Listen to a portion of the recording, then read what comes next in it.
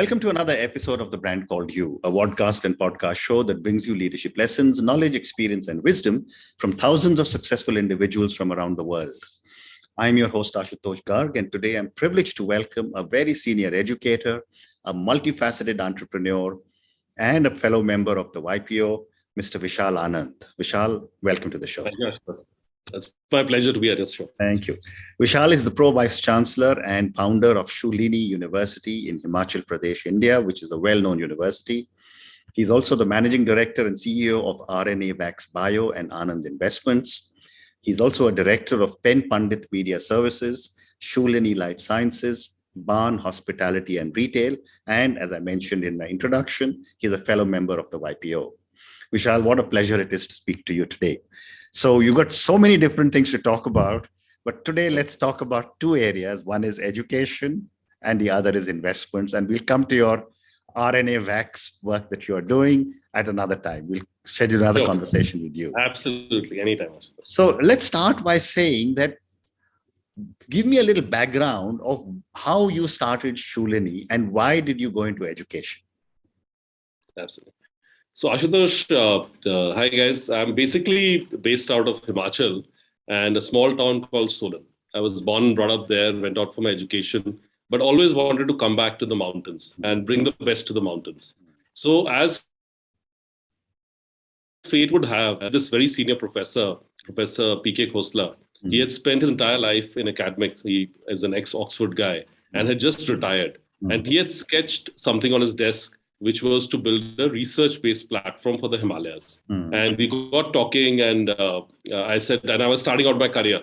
I said, so I would love to partner in this initiative because the government was really not taking off that initiative. So he and I think within a minute, this was destined, decided to go ahead and seed this research-based platform in the mountains. As luck would have it, the government believed in us. Both the then chief ministers, Raja Veerbhadra Singh ji and Dr. Dhumal, post that, supported our initiative. We set up a small campus with research on the forefront. And this was 2005, when we seeded this. And then we built the whole structure. So the great news was that, I had the entrepreneurial side of it on building this enterprise. But Dr. Khosla had, years of experience on how a research institute can be built. And as we stabilized the platform, which was basically, I'll explain you later how we built the platform. The idea was to get the best from the world to the mountains. So we actually invited postdocs from across the world to set up independent labs at this platform. And as it grew, we had 18 to 20 labs working 24/7. Research started coming out.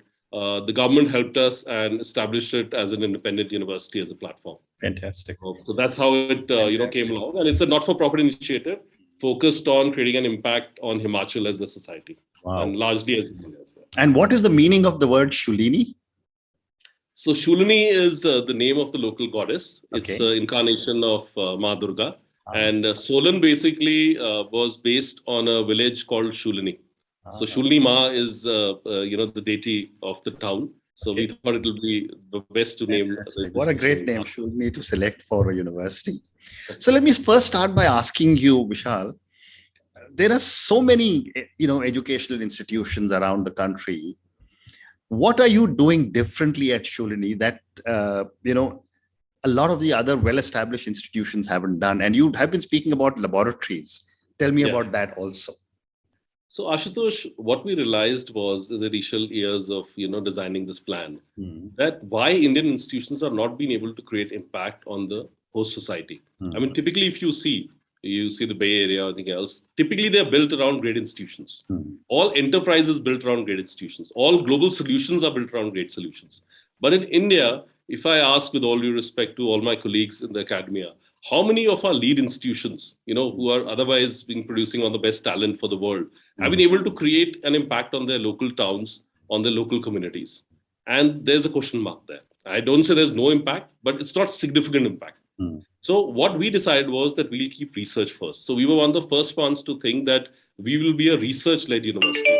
And everyone who's part of the community will actually innovate and do research. So people starting, their career in first year undergrad program to a PhD guy, everyone's encouraged to innovate, to file IP, to do their publications and think beyond the obvious. Okay. And yes, what we did was we kept a common thread, which was the Himalayas. We said Himalayas is your lab. We didn't have the money. Actually, we had a case study that today Shoolini is actually in the QS ranking recently, was ranked among the top 2 in the country on the research publications that we produce, and number 6 in Asia, with I think 1/100th of the resource that's required to build and operate an IIT.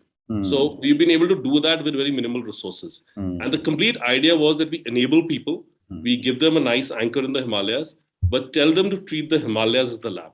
So that's the experiment we are running right now. And as I shared with you last, just about a couple of weeks back, even the Times Higher Education recognized our efforts. And in one field, that's energy, energy management for a community, we were actually number 2 in the world. Wow. And overall, we are top 200 in the world. So for a young university, which is around 12 years old, to achieve that, the principle was that we are only for research, research, and research. And research does not mean science. Research means innovation in any domain. So that's our mantra. Yeah. Phenomenal. And Vishal, when you talk of 24 labs, what is the function of these labs? Is it just research, or what is it? Yeah, so Ashutosh, we started. So I'll just tell you the story. The idea was when we seeded this, I said that if you really want to build quality research, we need people who are exposed to quality research.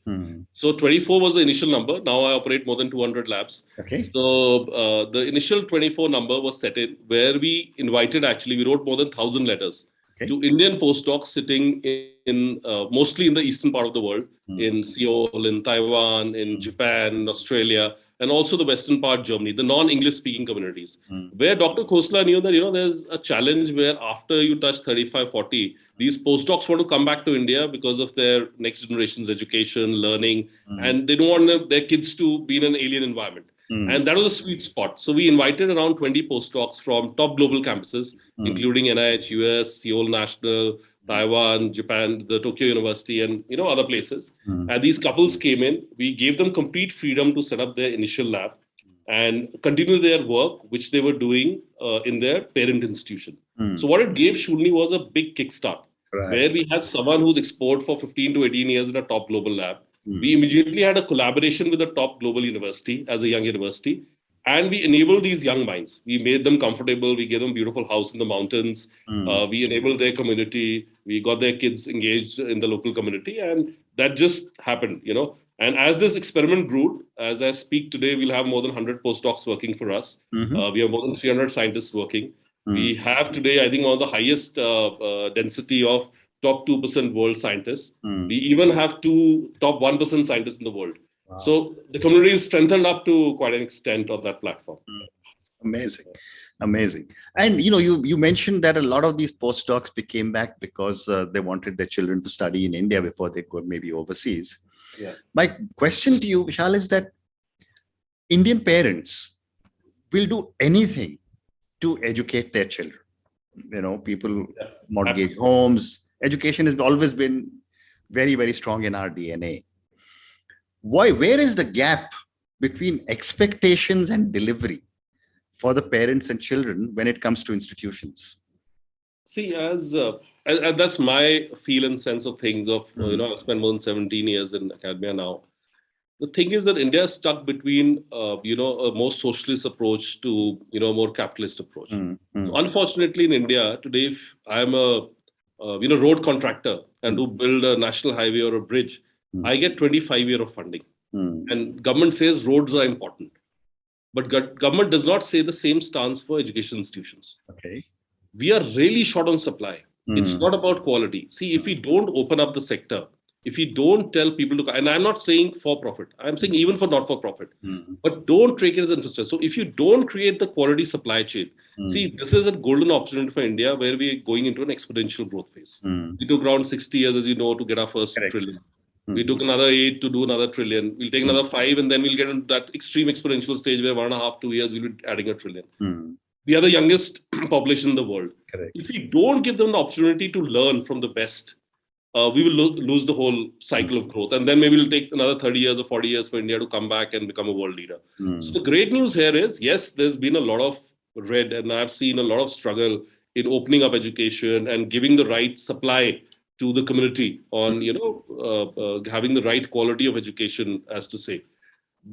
recently, the Prime Minister's office and the UGC have been very aggressive. So last 2 years, I personally believe in the next 2 to 3 years, India will disrupt education the way they disrupted, fintech.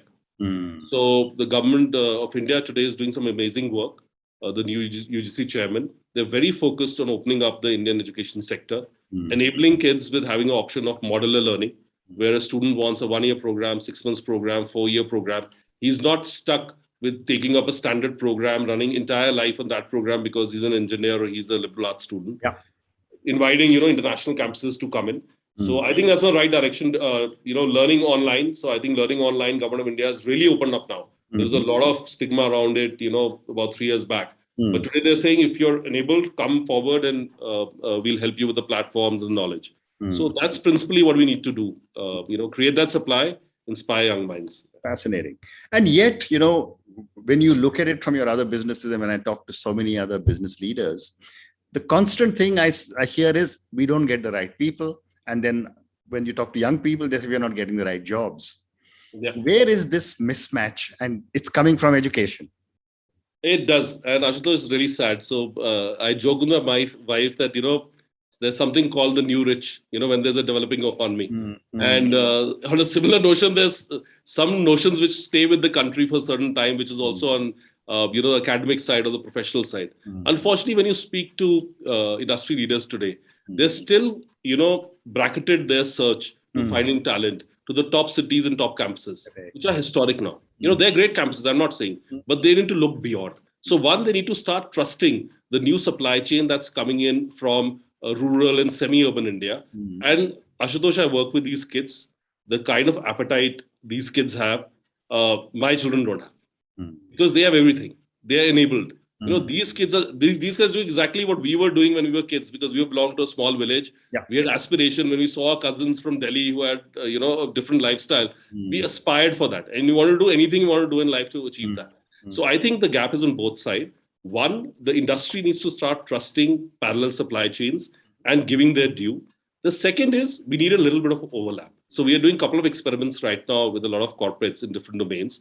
We were saying, why don't you take up the responsibility for 6 months for these kids to experience live learning, and we can provide online parallel this thing. And this experiment works very well. One, the student who goes into these campuses or these companies to work in, he understands the work environment. He finds a job fit. 2, his retention is better.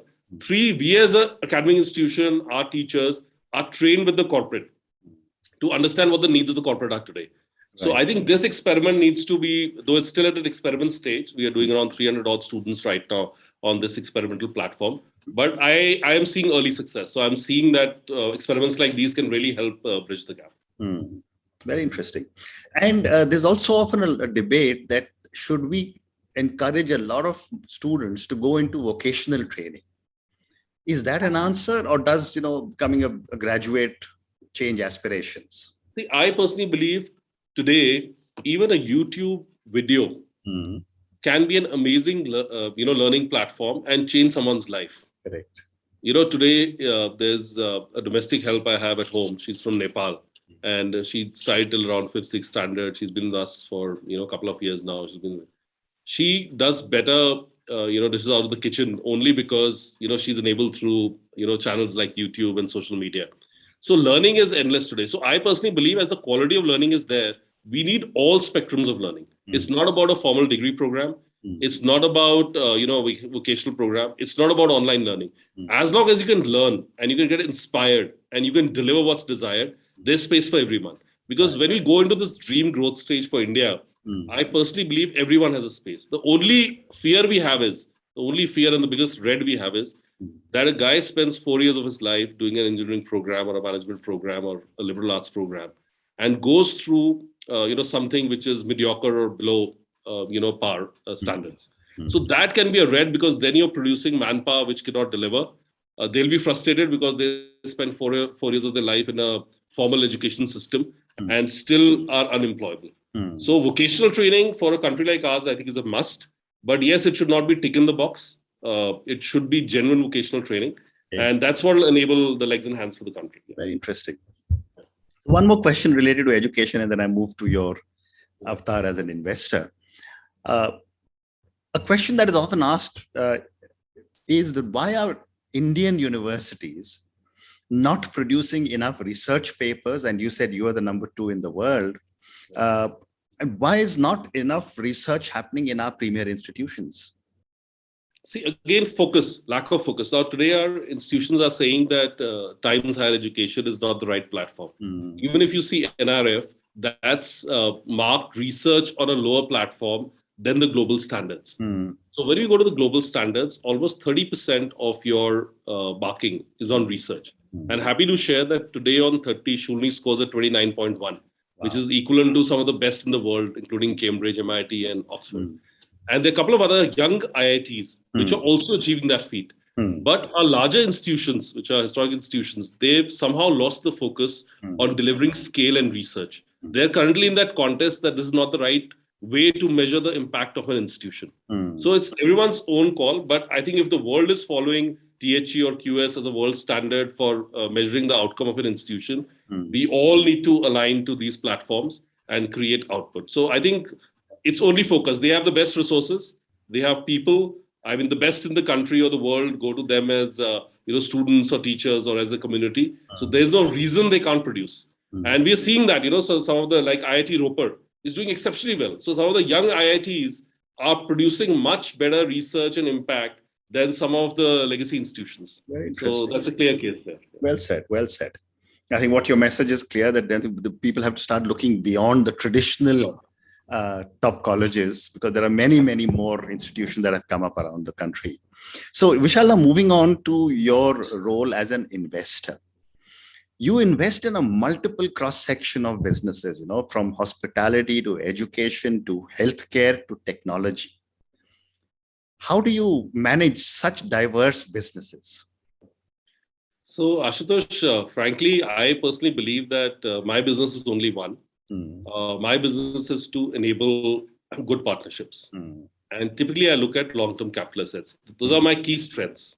So anyone who wants to come to my side of the country, that is Himachal, wants a reliable partner, needs long-term capital structuring, I'm ready to work as long as I understand the partner. So I work with some of the best in the world in all the domains that I work in.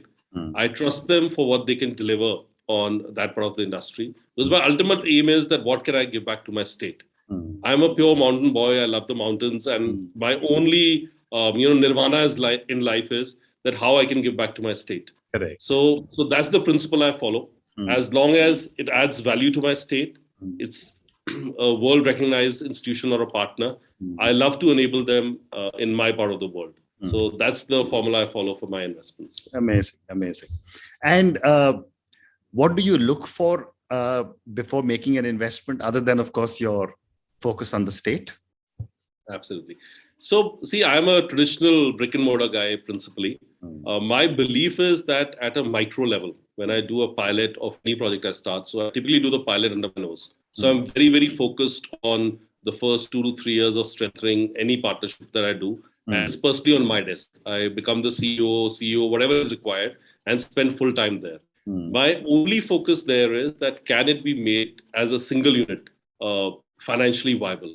So I don't really understand the large term, valuation games and other games that come into play. My principle is very simple, that at a micro level, if a unit can be made independently viable and create value for the society that is hosting the enterprise, there's a very high chance of success for further taking it to multiple cities, towns, or to the world.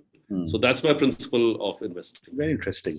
So now let me move and ask you a few questions on Shoolini Life Sciences and your RNA-Vax Bio. Tell me a little bit about these businesses. So typically these both were impact businesses again, which were seeded out of Shoolini University. RNA-Vax Bio, is my latest investment, which I did about 2 years back. One of my friends back from school, from Solon again. So he always tells me that, the reason I'm at MIT is you, because, I gave him a prospectus of Pilani, Vince Pilani, earlier days, because you had postal this thing. So I got one, I gave him one copy. And he ended up going there and then went to MIT, worked at Bob Langer's, lab. And he spent most of his time, last almost 2 decades, developing the mRNA technology. So he called me as COVID set in. And he said, Vishal, I worked my entire life on this space. He was part of the seed team of Moderna and Pfizer. I want to get this technology back to India. Can you help me? I said, why not? So that's how we seeded RNA Wax Bio. The idea of the platform is to first create one of the leading design labs for the entire pharmaceutical industry or the healthcare industry in the country to become a go-to place for any mRNA design requirements. So basically the IP, patents, design, delivering is the toughest part in mRNA. This delivery has to be done in a very specific manner of delivering a protein to a certain cell. So that's what we have expertise on. And in the 18 months, I'm happy to share that we've been able to develop the basic platform.